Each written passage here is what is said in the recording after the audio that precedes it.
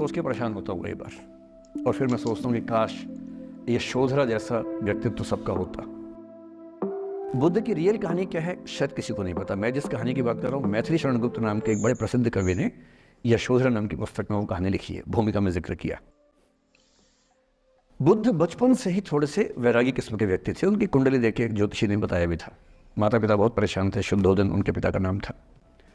माता पिता ने बहुत कोशिश की कि इस बच्चे का मन विरक्त ना हो। अच्छा महल बनवाया, सारी सुविधाएं दी।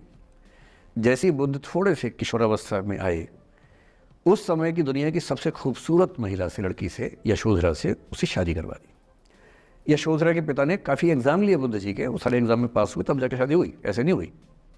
शादी हुई तो बुद्ध भी ठीक था, रमे रहे उस जीवन में। बेटा हुआ उनका राहुल।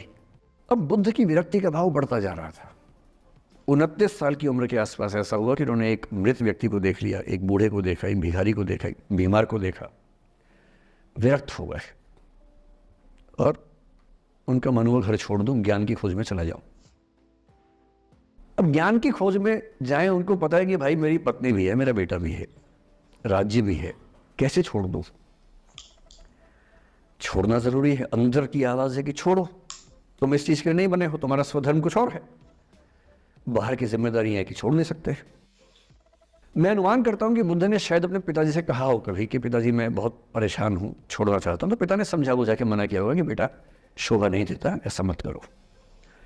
हो सकता है पत्नी से भी बात की हो, पत्नी ने भी कहा हो कि ये क्या बात हुई, हम सबका जीवन तुम पे टिका है, बच्चा अभी बिस्तर से भी नहीं उतरा है, अभी तो चलना भी नहीं शुरू किया है, तुम ऐसी बात कर रहे हो। इसका जिक्र नहीं मिलता इतिहास में कि ये बात हुई कि नहीं हुई।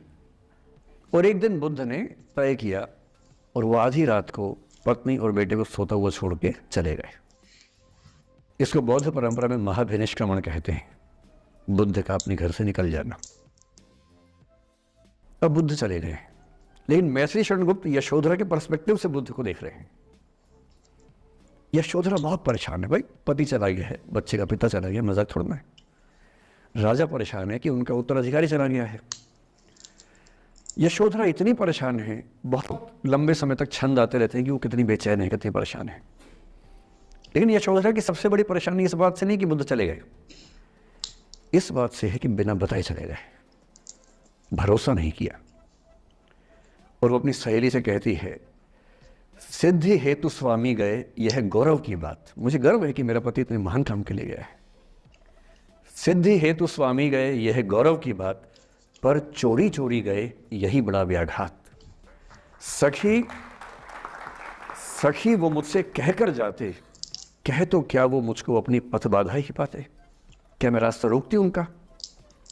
उसके मन में ये मलाल है कि बिना बताए चले गए। वो इस भाव को लेट गो नहीं कर पा रही है, परेशान है। फिर बुद्ध को ज्ञान मिला। 6 साल की तपस्या के बाद बोधगया में बोधि वृक्ष के नीचे ज्ञान मिला।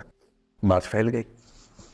जो 5 शिष्य बुद्ध को छोड़ के भाग गए थे उनके बुरे वक्त में, उन्हीं 5 को बुद्ध ने सबसे पहले ज्ञान दिया सारनाथ में, जिसको धर्म चक्र प्रवर्तन कहते हैं। बुद्ध की ख्याति बढ़ने लगी। शुद्धोदन ने बुद्ध के पास, अपने बेटे के पास कई लोगों को भेजा ये कहने के लिए कि भाई यहाँ भी तो आओ, हमसे भी तो मिलो।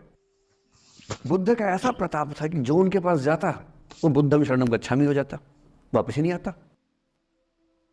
तो फिर शुद्धोदन ने बुद्ध के बचपन के एक दोस्त को ये कह के भेजा, भैया मैं जानता हूं तुम वापस नहीं आओगे, पर प्रभावित होने से पहले बोल देना कि पापा याद कर रहे थे। तो वो गया, उससे वायदा निभाया, हो तो गया, बुद्ध के संग में दीक्षित हो गया, पर वायदा निभा दिया। तो बुद्ध ने कहा जरूर जाऊंगा, पिताजी की आगे तो जाऊंगा ही जाऊंगा। बुद्ध पहुंचे अपने कपिल वस्तु, जो अपना इलाका था, वहां पहुंचे। पूरे कपिल वस्तु में, नेपाल सिद्धार्थ नगर से नेपाल जाएंगे तो नेपाल बॉर्डर पे कपिल वस्तु है। मैं देखने गया था वो जगह जहां बुद्ध पैदा हुए थे, बड़ा सुंदर स्थान है, आप भी जाकर देखेंगे अभी। तो बुद्ध पहुंचे रात को, एक धर्मशाला में रुके। अब वहां हल्ला मच गया कि राजा का बेटा धर्मशाला में। बुद्ध ने कहा भाई मैं देखो राजा का बेटा बन के नहीं आया हूं, मैं बुद्ध बन के आया हूं। सुबह उठ के भिक्षा मांगने लग गए उस इलाके में, अपने ही पिता के राज्य में। पिता ने सिर पीट लिया कि भाई क्या कर रहे हैं। फिर बुद्ध ने सूचना भिजवाई कि मैं बुद्ध हूँ, बेटा हूँ संयोग से, ठीक है मैं आ रहा हूँ मिलने के लिए, पर मैं बुद्ध होके आया हूँ, मेरी चर्या है, नियम है, मैं भिक्षा से ही जीवन जीता हूँ अपना। ठीक है, पिताजी ने कहा चल कोई बात नहीं। फिर बुद्ध गए पिता से मिलने, पिता से मिले, सबसे मिले, भरी सभा में। लेकिन यशोधरा नहीं आई मिलने के लिए, लेट गो नहीं कर पा रहे थे। उसके मन में दर्द था, छुप के क्यों गया, बता के जाता। बुद्ध ने पूछा पिता से कि यशोधरा कहाँ है, तो बोले कि वो कह रही है कि अगर बुद्ध मिलना चाहेंगे तो खुद ही मिलने आएंगे मुझसे, मैं क्यों जाऊंगी भाई, आत्मसम्मान भी तो कोई चीज़ है, मैं क्यों मिलने जाऊंगी। तो बुद्ध मिलने गए। सोचिए कमरे में यशोधरा बैठी है, राहुल साथ में। अब राहुल थोड़ा सा बड़ा हो गया है, 6-7 साल का है। बुद्ध गए हैं। अब आपके मन में आ रहा है कि बुद्ध वहाँ जाके बोलेंगे सॉरी मैंने गलत किया, I hurt you, I really feel sorry. बुद्ध है वो, बुद्ध वहाँ जाके क्या बोल रहे पता है, भिक्षाम देहि, भिक्षा दो।